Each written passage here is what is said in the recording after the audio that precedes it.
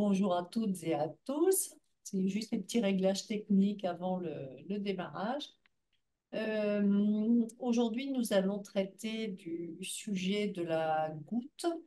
Euh, alors, c'est un sujet qui n'est pas forcément très demandé, mais par contre, les personnes qui sont sujettes justement à avoir des crises de goutte, elles me disent toutes que c'est très, très, très douloureux et que si elles pouvaient trouver des solutions, ça les arrangerait bien. Donc, on va essayer de vous donner les petits trucs, que ce soit en plantes, en alimentation et autres. Le but, c'est de vous faciliter la vie en sachant que ça n'est pas non plus une maladie. Ça peut arriver dans certains épisodes de la vie, mais c'est un signe quand même au niveau de l'organisme qu'il y a un encrassement et qu'il s'agit un petit peu de travailler là-dessus.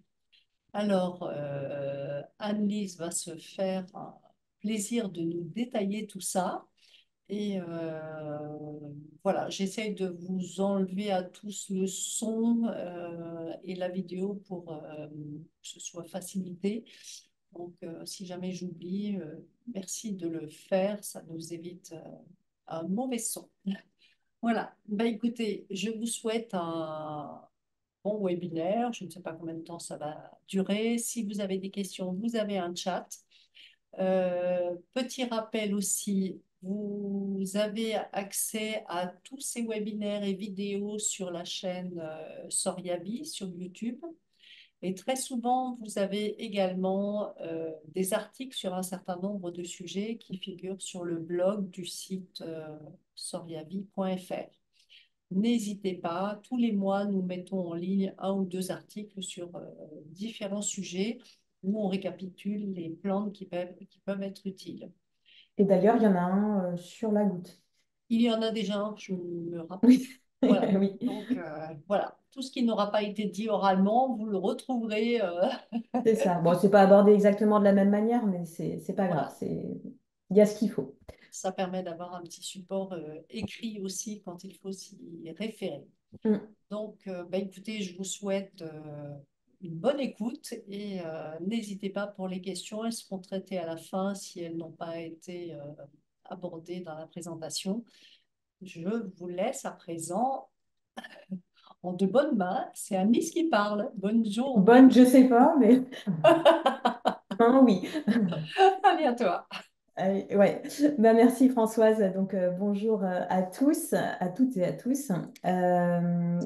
Aujourd'hui nous allons parler de la goutte. Donc je vais très rapidement me présenter. Également assez rapidement parler de la goutte, vous expliquer ou vous rappeler très simplement ce que c'est. Et ben ensuite, on va rentrer vraiment dans le vif du sujet, ce qui vous intéresse, à savoir qu'est-ce qu'on peut faire côté naturopathique pour accompagner cette pathologie, ce problème. Et donc, comme le disait Françoise, n'hésitez pas à laisser vos questions sur le chat et puis on pourra se prendre un petit temps à la fin de la présentation pour y répondre. Donc très rapidement, donc je m'appelle Annelise Collet pour les personnes qui ne me connaissent pas. Donc je suis de formation ingénieur chimiste, mais donc ça fait une petite dizaine d'années que je suis naturopathe et également micronutritionniste et donc je suis une incorrigible avide d'apprendre plein de trucs et donc là je suis depuis un an étudiante également en BTS diététique donc que je fais en parallèle de mon activité de consultation.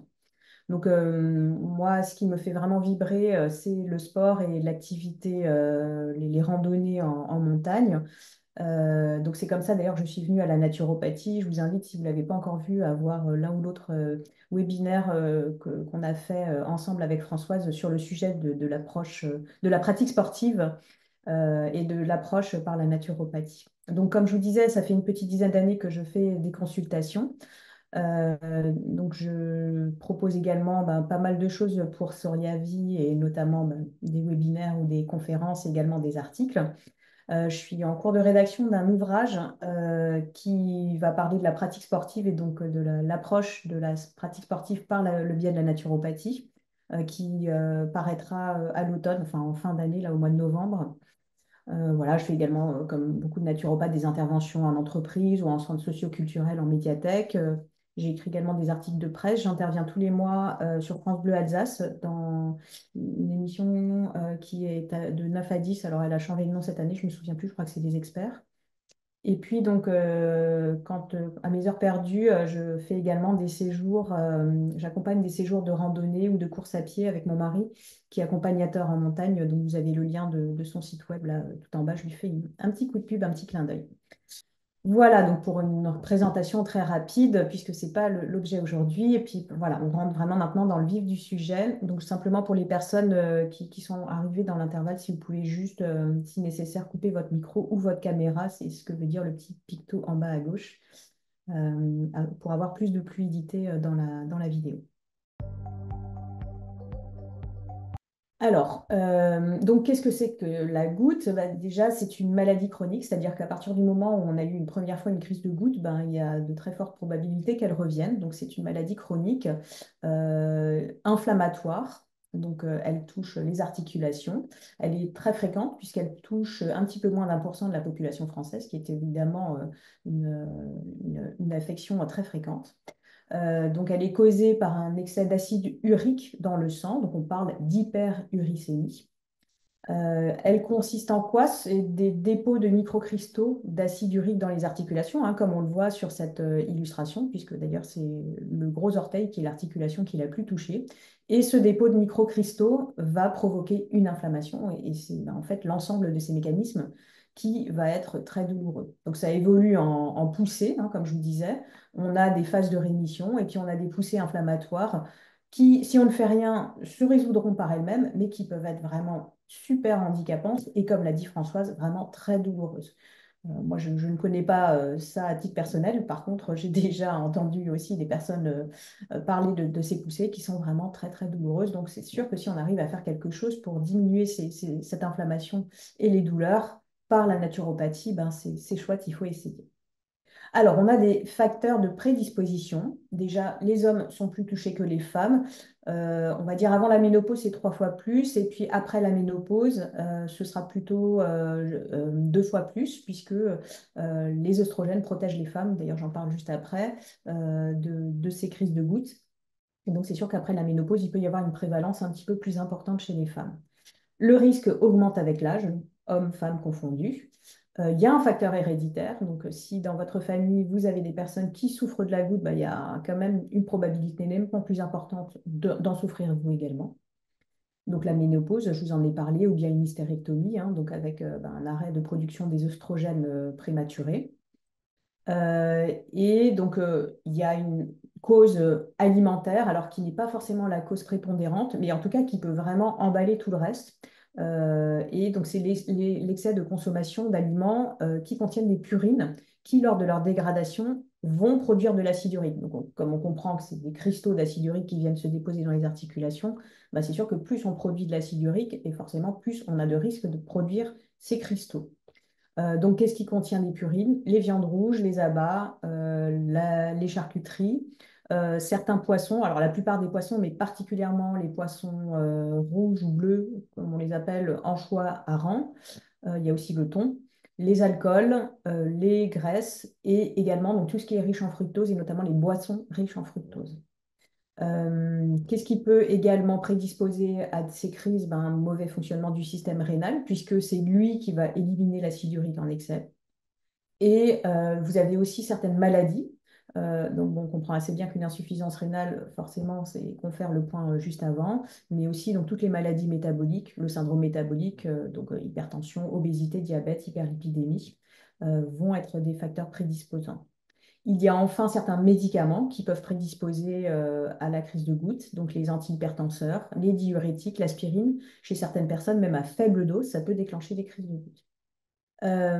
Alors, au niveau des facteurs déclenchants, on l'a compris, hein, si on fait un gros excès, surtout à répétition, d'alimentation qui contiennent des purines, du coup, forcément, là, ça va être un facteur qui déclenche. Une crise d'acidocétose dans le cadre d'un diabète. Alors, ça peut être aussi une perte d'eau importante, donc une déshydratation parce que la personne, de manière chronique, ne boit pas suffisamment, hein. Je pense notamment aux personnes âgées qui ont du mal à boire suffisamment. Voilà, ça peut arriver. un jeûne au cours duquel on va se déshydrater quand même de manière importante, ou bien un effort physique très intense où on n'arrive pas à s'hydrater ou à se réhydrater suffisamment. Donc ça peut être des causes de perte d'eau importantes. Un stress très intense, hein, vous savez que le stress, on y met beaucoup de mots sur le dos, mais en fait, c'est vrai que le stress peut aussi déclencher une crise de goutte. Alors évidemment, un stress intense, hein. Donc la prise de médicaments, on l'a vu, et d'une manière générale, donc l'augmentation de l'uricémie, hein, donc c'est quelque chose qui est à surveiller quand on est sujet à ça, ça va entraîner cette formation de cristaux d'acide urique autour des articulations. Donc vous voyez sur le schéma que, comme je vous l'ai dit, c'est surtout autour du gros orteil qu'on la déclenche, mais toutes les articulations potentiellement peuvent être touchées. Alors, au niveau des symptômes, il y a quelques symptômes annonciateurs que les personnes qui les connaissent, qui les ont déjà vécus, arrivent quand même un petit peu à identifier. Des petits picotements, des inconforts dans une articulation. Voilà. Mais c'est finalement relativement léger. Et puis quand on ne sait pas, on n'y fait pas forcément attention. Ensuite, quand on est en crise, c'est très simple. Ça fait très mal dans une articulation. Alors, comme je vous disais, particulièrement dans le gros orteil. Et puis, s'ensuit tous les phénomènes de l'inflammation, c'est-à-dire la rougeur, la chaleur, le gonflement et la douleur. Donc la douleur, on en a déjà parlé, hein, mais rougeur, chaleur, gonflement, hein, les trois autres signes de l'inflammation, ça doit vraiment faire penser à une crise de goutte. Alors, au niveau du diagnostic, surtout si c'est la première fois, il faut une consultation médicale. Il faut un diagnostic, hein. Nous, en tant que naturopathe, on ne fait pas de diagnostic, à moins qu'on soit naturopathe et médecin. Donc, du coup, il faut vraiment aller consulter un médecin. Donc, la plupart du temps, ce que l'on fait, donc bien sûr, il y a un diagnostic au niveau de la clinique, mais ensuite, donc, on va faire une prise de sang, on vérifie l'uricémie. Donc, c'est pas sûr à 100% cette uricémie, hein. C'est pour ça que j'ai mis prudence avec les faux négatifs ou les faux positifs. Mais ça permet de donner quand même un indicateur, surtout quand on confronte ça à la clinique. Et enfin, donc, une réponse favorable à la colchicine, qui est le médicament classiquement conseillé dans le cas des crises de gouttes. C'est sûr que si ça le résout de manière très rapide, bon, là, il y a vraiment plus de doute possible. Si on ne s'en occupe pas, donc outre le fait qu'on souffre affreusement, il peut y avoir des complications. La complication la plus courante, c'est donc la lithiase rénale avec d'éventuelles coliques néphrétiques. Donc clairement, il faut s'en occuper de cette crise, euh, outre le fait que ce n'est pas nécessaire de souffrir et qu'on peut résoudre cette inflammation.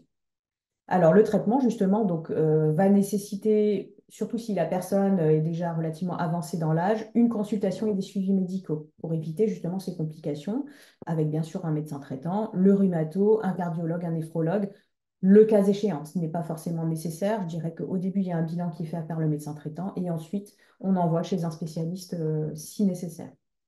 Au moment de la crise, alors, il faut quand même mettre au repos cette articulation inflammée pour faire en sorte qu'elle puisse évacuer ses déchets. Si le froid soulage, ce n'est pas toujours le cas, mais la plupart du temps c'est le cas, de glacer, c'est vraiment, ça fait déjà beaucoup de bien. Alors c'est anesthésiant et puis ça permet de diminuer le phénomène inflammatoire. Ensuite, donc, le traitement classique, comme je vous disais, c'est la colchicine.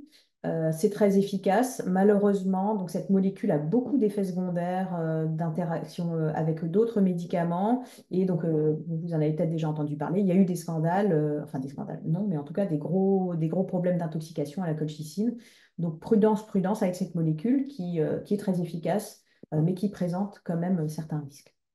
On peut également prendre des anti-inflammatoires qui permettront de diminuer l'inflammation, des corticoïdes pour diminuer la douleur et l'inflammation.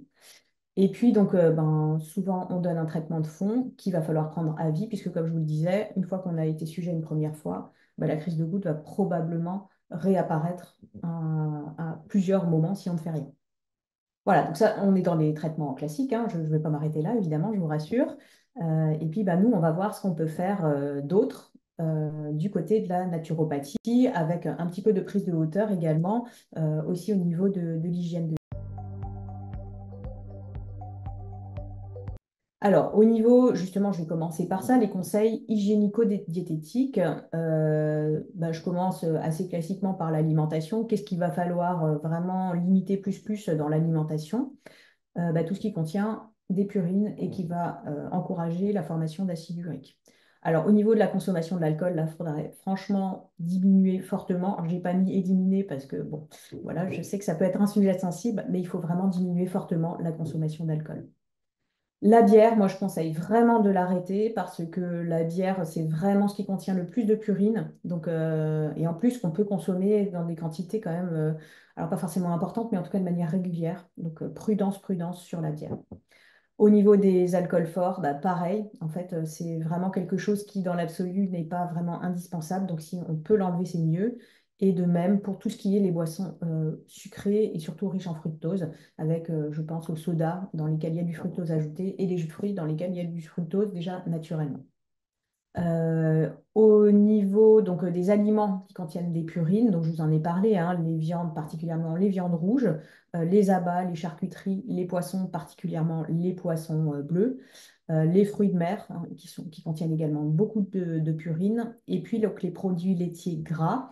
Je dis les produits laitiers gras parce que vous allez voir qu'on peut conserver des produits laitiers allégés. Alors, je sais que ce n'est pas pareil que des vrais produits laitiers, mais au moins, ça permet quand même de continuer à en manger un petit peu. Au niveau de l'alimentation ultra transformée, il faut vraiment là aussi être prudent.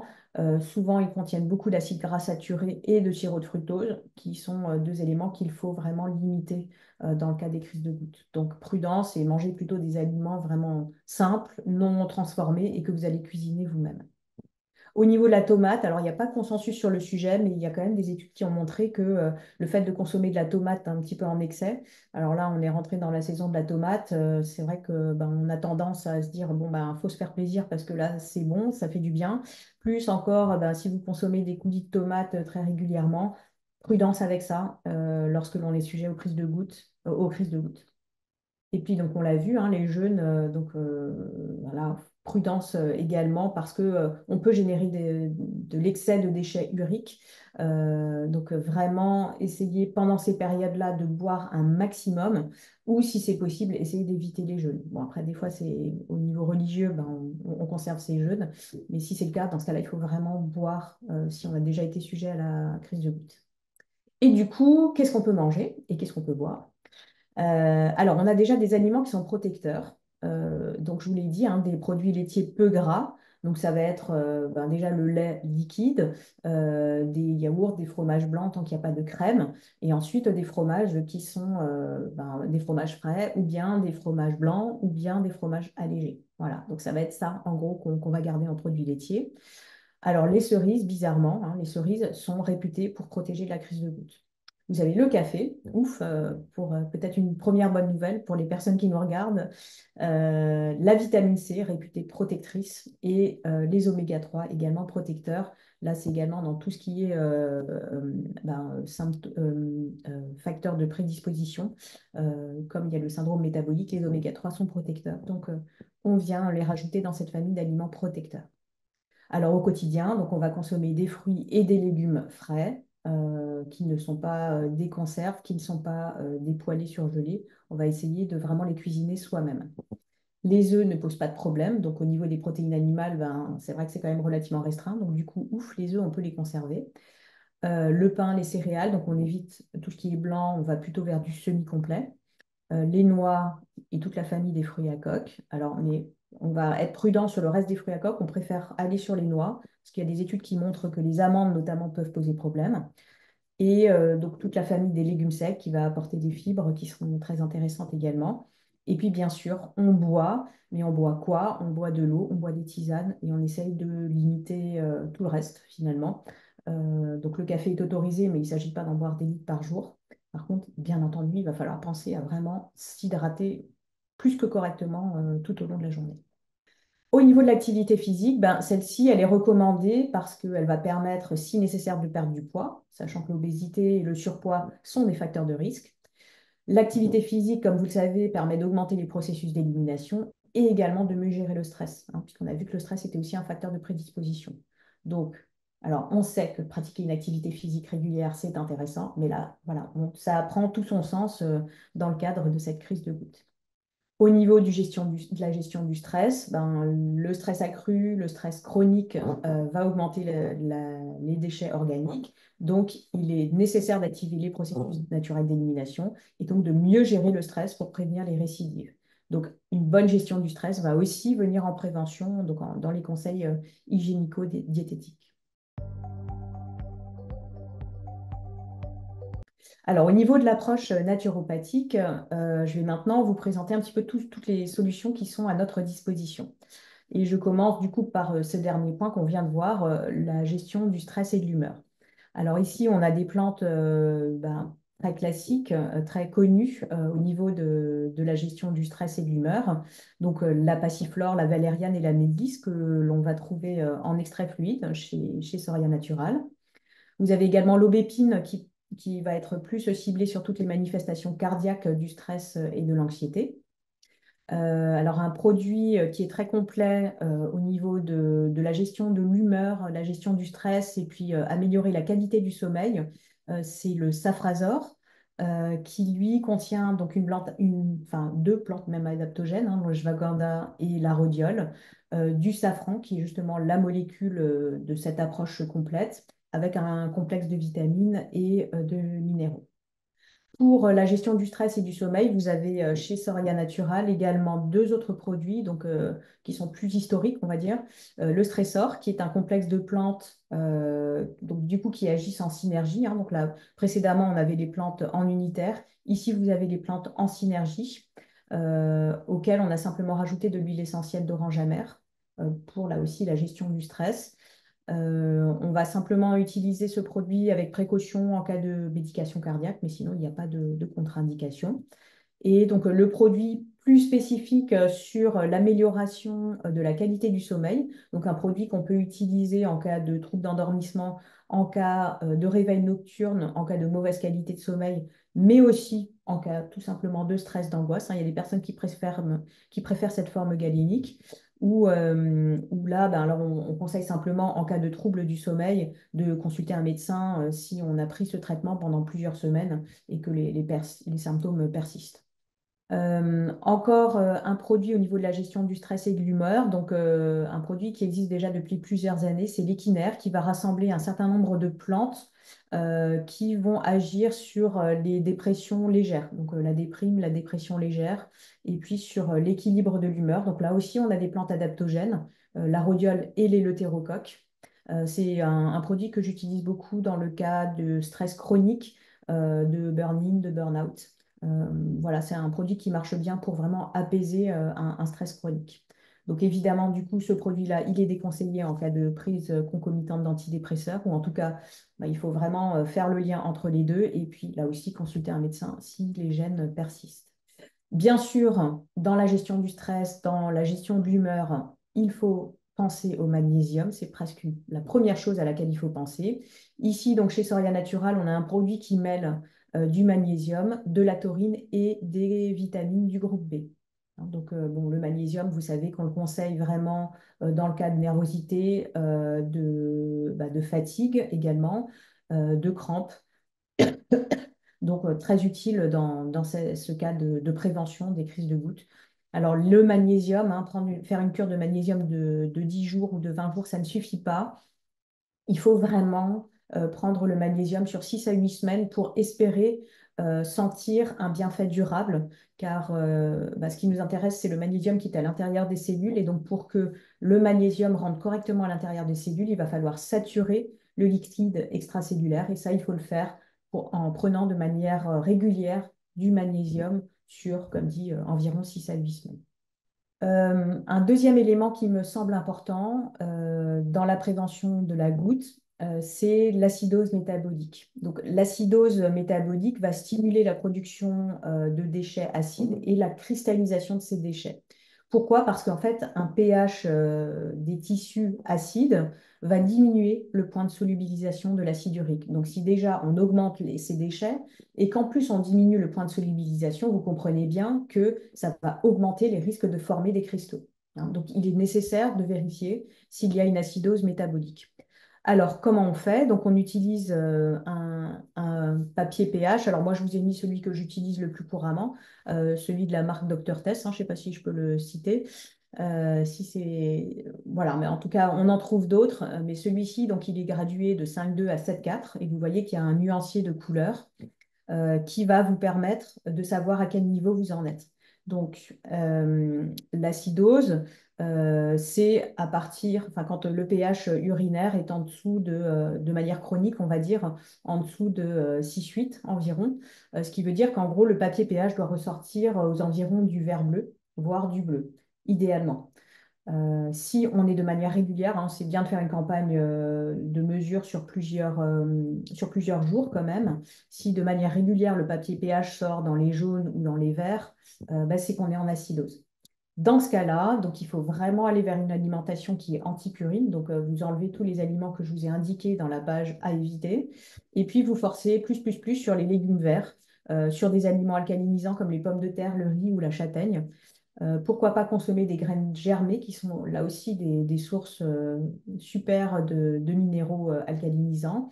Et ben, faites-vous également des jus de légumes. Alors, je parle surtout de jus de légumes plutôt que de jus de fruits, puisqu'on va vraiment apporter des minéraux alcalinisants par les légumes.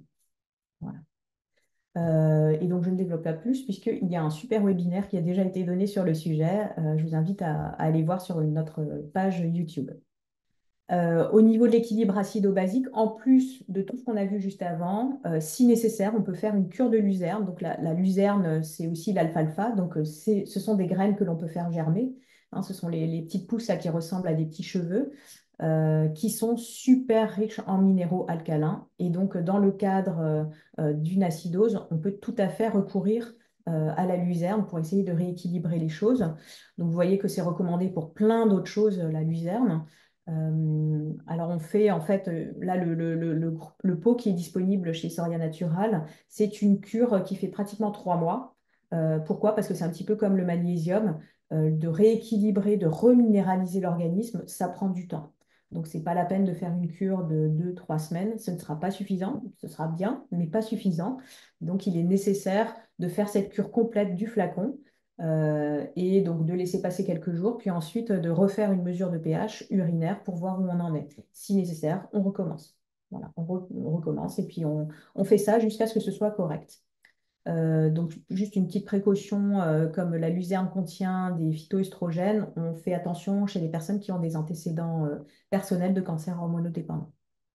Ensuite, on va parler de plantes qui vont vous permettre de gérer les crises de gouttes. Donc, on va essayer de gérer à la fois l'inflammation et la douleur de manière naturelle avec des plantes et voir ce que ça donne. Ça vaut au moins la peine d'essayer.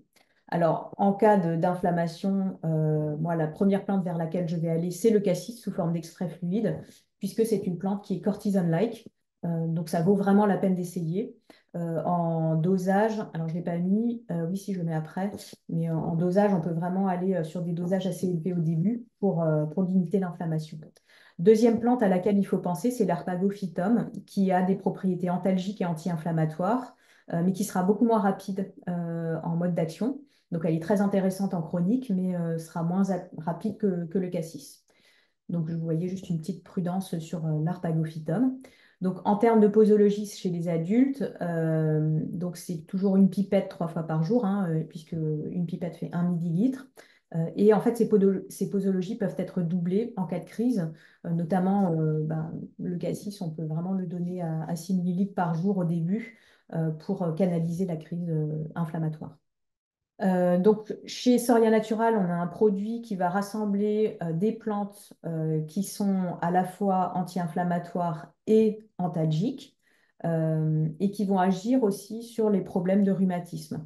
Donc, vous voyez qu'ici, le dologène rassemble l'Arpagophytum dont on vient de parler, et puis donc saule et reine des prés. Saule de reine des prés, ouais, c'est pas tout à fait ça, une petite coquille. Donc, ces trois plantes-là et notamment donc saule et reine des prés, sont antalgiques et antirhumatismales et diurétiques. Donc, c'est très intéressant d'utiliser ce combo. Pas mal pour les personnes qui n'aiment pas trop les extraits fluides, on sait sous forme de gélule. Donc, c'est une gélule que l'on peut renouveler toutes les 12 heures et qu'on va prendre plutôt pendant les repas. Donc, prudence, là aussi, comme l'arpagophytum chez les personnes qui ont un ulcère gastrique. Et puis, en cas d'allergie à l'aspirine, puisque saule et reine des prés contiennent des composés qui sont très proches de l'aspirine. Ensuite, pour la gestion vraiment ciblée sur l'inflammation, le curcuma, et donc là, ici, on a le produit curcumin, qui est une association de curcuma et de gingembre. qui ont une double action anti-inflammatoire et antalgique. Donc, il y a des restrictions d'utilisation du curcuma. Vous allez retrouver ça dans tous les produits qui contiennent du curcuma. Donc, ne pas combiner avec des antiacides, du ginkgo, de l'aspirine. Attention en cas d'obstruction des voies biliaires. Et puis, donc, il peut y avoir un effet exacerbant des médicaments anticoagulants et anti-agrégants plaquettaires. Et donc, on va avoir les mêmes restrictions sur le deuxième produit, qui est un petit nouveau chez Soria Natural, le curcumazole, qui associe donc toujours du curcuma et du gingembre, mais on rajoute de la boswellia, donc de l'encens, et de la vitamine C. La boswellia a une très forte activité antalgique et surtout anti-inflammatoire. Donc, c'est un petit peu plus complet, un peu plus polyvalent que le curcuma. Alors ensuite, on a encore d'autres approches en phytothérapie. Donc la plante la plus connue, c'est le l'aubier du tilleul. Donc l'aubier, hein, c'est la seconde écorce du tilleul, qu'on peut utiliser pas forcément en cas de crise de goutte. On peut l'utiliser juste en drainage hépatique, pardon, en drainage rénal. L'aubier du tilleul va permettre de diminuer l'acide urique et va aussi permettre de soulager la crise. Donc quand on est en crise, on peut l'utiliser sous forme de décoction à raison d'une dizaine de jours, éventuellement renouvelable une fois. Alors, on ne fait pas ça de manière trop chronique parce que ça peut fatiguer là aussi les reins. Et puis après, en préventif, on peut le prendre plutôt sous forme d'ampoule, mais aussi de décoction, qu'on va faire par cure. Hein, vous voyez, des cures de 2 3 semaines aux intersaisons, par exemple, c'est le bon moment pour faire ça. Le pissenlit a les mêmes propriétés que l'aubier du tilleul, hein. C'est un super draineur rénal, mais c'est un draineur en fait plus universel. Il va aussi drainer le foie, drainer la vésicule biliaire, il va les stimuler. Et puis en plus, le pissenlit est un reminéralisant, hein. Il contient beaucoup de minéraux et de vitamines, donc c'est très intéressant aussi. Voilà, il n'y en a pas un qui est mieux que l'autre. C'est des utilisations qui sont plus spécifiques l'un ou l'autre. Donc en préventif, le pissenlit, par exemple, on peut faire des cures plusieurs fois par an. Et là aussi, donc prudence quand on a des insuffisances rénales. Alors obstruction des voies biliaires, là ce sera spécifique sur le pissenlit. Et puis en cas d'ulcère, du duodénum. L'ortie, alors l'ortie, elle présente vraiment énormément de vertus. Et dans le problème qui nous concerne aujourd'hui, l'ortie, elle a des propriétés anti-inflammatoires, mais surtout anti-rhumatismales et diurétiques. Également, l'ortie peut être intéressante en cas d'acidose puisqu'elle est reminéralisante. Elle contient beaucoup de minéraux. Donc, je trouve que c'est une plante qui est très intéressante dans le cas de l'approche de la goutte. Là, on fait juste attention en cas d'œdème cardiaque ou rénal. Alors, le bouleau, c'est une plante qui est très spécifique à la sphère rénale. C'est un super draineur, le bouleau, hein, vous connaissez la sève de bouleau. C'est un diurétique, c'est un antirhumatismal, anti-inflammatoire, donc une plante là aussi très intéressante. On ne la prend pas en cas d'anticoagulant et en cas d'allergie à l'aspirine non plus, puisqu'elle contient des dérivés salicylés. Alors, on peut aussi recourir à la gémothérapie. Donc là, vraiment, le bourgeon que je recommande, c'est le genévrier, hein. C'est un bourgeon qui est diurétique. Alors bon, il est aussi stimulant digestif, hein, je l'ai mis en plus, mais voilà, c'est vraiment ces propriétés diurétiques qui vont nous intéresser aujourd'hui. Le frêne est très intéressant aussi parce que lui aussi va être diurétique, il est dépuratif et puis il est aussi anti-inflammatoire, notamment sur les douleurs arthritiques. Donc, vous voyez que le frêne a aussi des propriétés intéressantes. Et enfin, donc j'en ai mis un troisième, c'est le bouleau pubescent, parce que lui aussi, il est vraiment ciblé sur la sphère rénale. Et puis, donc en fait, le bouleau pubescent, on peut aussi l'utiliser pour les problèmes articulaires, même en cas d'arthrose, on va pouvoir utiliser du bouleau pubescent. Donc honnêtement, si vous voulez faire une approche gymothérapeutique de la chose, moi je vous conseille de faire un complexe avec ces trois bourgeons. C'est vrai, ils sont complémentaires, donc c'est très intéressant d'utiliser les trois. Donc la gymothérapie s'utilise toujours selon les indications du fabricant parce que ça dépend de la dilution à laquelle les bourgeons ont été commercialisés. Habituellement, donc on le prend toujours en dehors des repas et habituellement c'est entre 7 et 15 gouttes qu'on va prendre par jour. Et donc la gymothérapie se prend également toujours 3 semaines sur 4 ou 5 jours sur 7, mais plutôt 3 semaines sur 4. C'est-à-dire qu'on fait toujours une semaine de pause au bout de 3 semaines. Et là, après, on peut le prendre vraiment toute l'année si nécessaire. Dans l'aromathérapie, alors je pense à quelques huiles que l'on ne va pas utiliser par voie interne, mais qu'on va utiliser par voie externe. Donc, en cas de problème au niveau de l'articulation.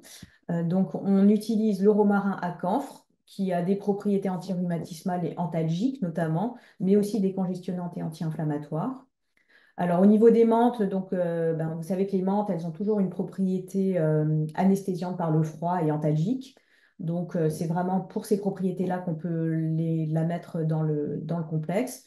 Donc, menthe des champs ou menthe poivrée, peu importe, suivant ce que vous avez. Et puis, on retrouve le genévrier, donc là, mais sous forme d'huile essentielle des baies, puisque ce genévrier a vraiment des propriétés antirhumatismales et détoxifiantes. Hein, donc, vous voyez, je vous ai mis les indications donc, pour faire un flacon de 30 millilitres que l'on peut utiliser quand même de manière très très régulière dans la journée. Donc il y a des contre-indications chez les femmes enceintes allaitantes, chez les enfants de moins de 6 ans. Alors bon, a priori, ce n'est pas vraiment les populations cibles pour la crise de goutte. Et donc par contre, en cas d'épilepsie, prudence, c'est notamment la menthe que l'on contre-indique en cas d'épilepsie. Au niveau des drainages, donc drainage hépatique et digestif, c'est toujours bien de détoxifier, de soutenir le foie, pourquoi pas avec du Cyrrazil, de drainer toute la sphère digestive avec le Drainazor, ça je pense que c'est des produits que vous connaissez. Alors on peut aussi utiliser tout simplement de l'artichaut tout seul, hein, si on ne veut pas utiliser quelque chose de très avancé comme le Cyrrazil, avec donc son action qui sera vraiment très ciblée sur le foie. Alors la fumeterre, je trouve qu'elle est intéressante parce que, un petit peu comme le pissenlit, mais en moins diurétique, elle va avoir une action très polyvalente, hein, donc un drainage hépatobiliaire, mais aussi un drainage rénal avec une action diurétique. Donc la fumeterre, c'est pas mal aussi. Alors pour perdre du poids, donc si on est dans ce contexte-là, hein, donc là on agit plutôt sur les facteurs de prédisposition. Là, on va pouvoir utiliser le Drainalimp, qui est un complexe donc avec de l'artichaut, du pissenlit, de la mélisse et de la camomille romaine. Donc c'est des plantes dont on a déjà parlé précédemment, qui vont avoir une action dépurative et de drainage. Donc très très bon produit pour initier la perte de poids. Idem pour le phytophine. Alors là, on est vraiment sur du diurétique, hein. Donc là, on stimule absolument les reins, l'élimination rénale. Vous voyez, avec des plantes thé vert, bouleau, prêle, fucus, pissenlit, ortie, tout ça, ce sont des plantes qui sont diurétiques, donc qui vont permettre d'activer l'amincissement et la perte de poids. Au niveau de la prévention cardiovasculaire, donc je vous avais parlé en préambule des oméga 3. Donc rappelez-vous, dans l'alimentation, on peut utiliser les poissons gras, les sardines, les maquereaux, qu'on peut utiliser 2, 3 fois par semaine sans problème. Au niveau des sources végétales, on a les noix et l'huile de noix, les graines de lin et l'huile de cameline, l'huile de colza. Tout ça vont vous apporter des oméga 3 de source végétale ou animale. Donc n'hésitez pas à vraiment les intégrer de manière régulière dans votre alimentation. Et puis, donc, si nécessaire, alors soit parce qu'il y a un besoin accru, soit parce qu'on ne les consomme pas suffisamment dans l'alimentation, on peut se complémenter.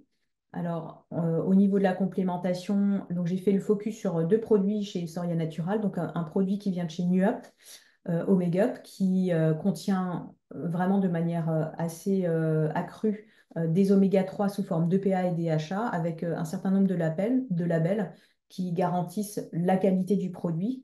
Donc, ce sont vraiment des poissons gras issus des mers froides de l'Atlantique Nord. Donc voilà, ça va être un produit qui sera très utile, notamment pour soutenir la fonction cardiaque en cas de syndrome métabolique. Et puis l'huile de krill, donc elle est aussi une très bonne source d'oméga 3. Elle contient de la choline, des phospholipides et puis de la staxanthine, qui est un très bon antioxydant, notamment au niveau des fonctions cardiovasculaires et oculaires. Donc avec des antioxydants plus spécifiquement ici au niveau de l'huile de krill.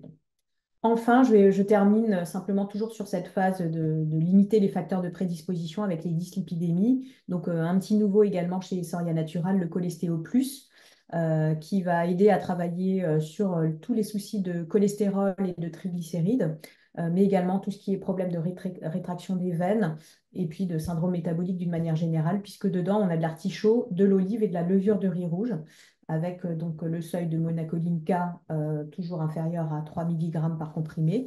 Voilà, avec juste une petite précaution qui est la précaution d'usage au niveau de la levure de riz rouge et des monacolines K au-delà des 70 ans.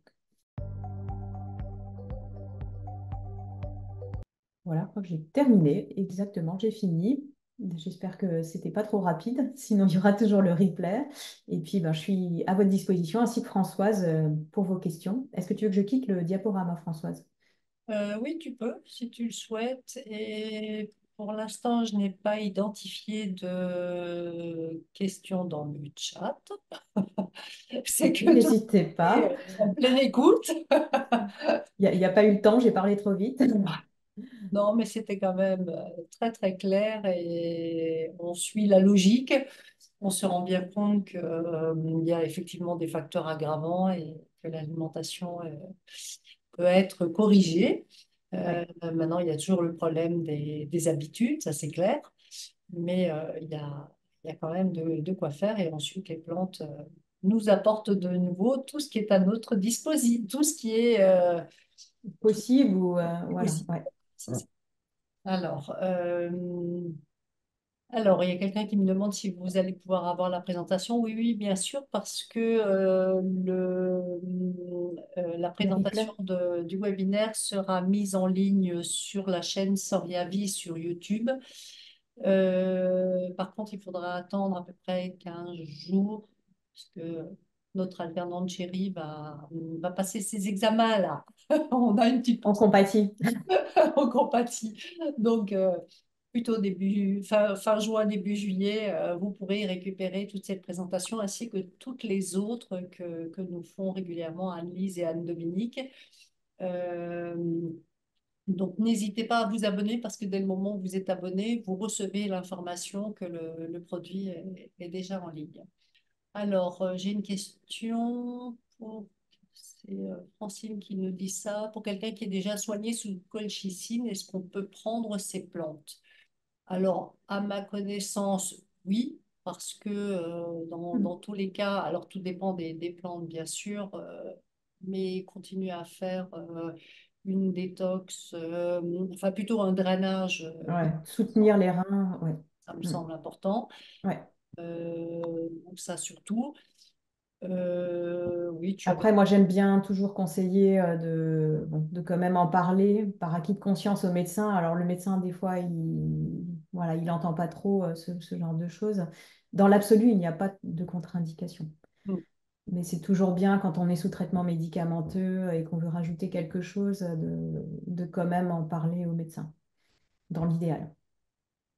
D'une manière générale, c'est vrai que quelqu'un qui a vraiment, qui est dans une période où les crises de gouttes sont répétitives, Oui, vous commencez vraiment par la prévention donc alimentaire. Ce que tu as bien mm. insisté aussi, c'est la Hygiène, phase d'hygiène de vie et donc d'activité, alors pas forcément sportive, mais en tout cas du mm. mouvement, Activité physique, oui. activité physique. Et ça, c'est vraiment du préventif parce que Mm. ça permettra, c'est ce que tu as bien insisté là-dessus, ça permettra vraiment de limiter la fixation des cristaux au niveau de ces articulations. Donc ça, c'est à faire tant qu'on n'est pas en crise, parce que c'est sûr, quand on est en crise, Ah bah, non, faut pas bouger là. Mm. on a du mal à mettre ses chaussures d'ailleurs. Mm. Euh, voilà, je ne sais pas s'il y a d'autres. Non, il n'y a pas d'autres questions pour l'instant. Maintenant, c'est sûr que c'est des prédispositions. Et pour ça, euh, nul n'est identique dans ce monde. Ouais, mais on peut faire le maximum pour prévenir. Voilà, tout à fait. Et nous espérons que d'ici la fin de l'année, nous puissions sortir un produit spécifique pour éliminer plus facilement l'acide urique et donc limiter les crises de gouttes. Mais vous aurez l'information si le produit passe l'enregistrement. Voilà, c'est en cours. Bah, écoutez, s'il n'y a pas d'autres questions, peut-on utiliser aussi l'orthosiphon? Oui, c'est également une plante qui est fortement diurétique. Donc, en fait, toutes ces plantes qui sont vraiment diurétiques, alors toujours un petit peu de précaution aussi parce que souvent le fait de faire une crise de goutte, c'est souvent, tu l'as dit, des personnes qui ont une prédisposition au niveau rénal avec une faiblesse rénale. Donc, ne pas l'utiliser, surtout pas en continu quand on veut faire du Ouais. préventif parce qu'on va plus fatiguer l'urine qu'autre chose. Mais voilà, faire de temps en temps des petites cures, c'est une bonne chose. Mais dans ce que tu avais préconisé aussi, l'aubier de tilleul, je trouve c'est une plante excellente parce qu'elle permet de faire un drainage complet et au niveau hépatique et au niveau rénal. Donc, ça Ouais, permet vraiment de faire un vrai travail de fond. Donc voilà, si vous avez en tête d'autres plantes à visée rénale, bien sûr qu'on peut mm, les utiliser. Cette présentation n'est de loin pas exhaustive. non, Il y a tellement de plantes encore qui existent. ouais, Voilà, des bonnes tisanes, ça fait du bien. Bah écoutez, je crois qu'on va s'arrêter là. Du coup, s'il n'y a pas d'autres questions, un grand merci pour votre écoute. Et merci. on vous dit à très bientôt pour la suite. Vous recevrez de nouveau nos invitations. Et puis sinon, n'hésitez pas à aller sur la chaîne Soria Vie. N'hésitez pas non plus à mettre des petits pouces. Ça nous rassure aussi de savoir que vous aimez ce que nous faisons. Et sinon, les articles sont présents également. Euh, j'ai, j'ai aussi, alors aujourd'hui j'ai oublié, je voulais vous mettre à disposition un code promo pour les personnes qui souhaiteraient Ah oui, acheter certains de ces produits. N'hésitez pas à me demander par mail, parce que j'ai voilà, trop de choses ce matin et le code promo est passé à la trappe. Si vous souhaitez, vous qui avez assisté à ce webinaire et que vous souhaitez un code promo, mettez-moi un petit message sur info@soriavi.fr. Je vous le communiquerai, il sera valable jusqu'à la fin du mois. Voilà, exclusivement pour ceux qui écoutent nos webinaires. Alors, sur ce, bah, écoutez, je vous souhaite une très bonne journée. Pour ceux qui n'ont pas encore mangé, bon appétit. À bientôt. Et bonne merci. journée, à bientôt.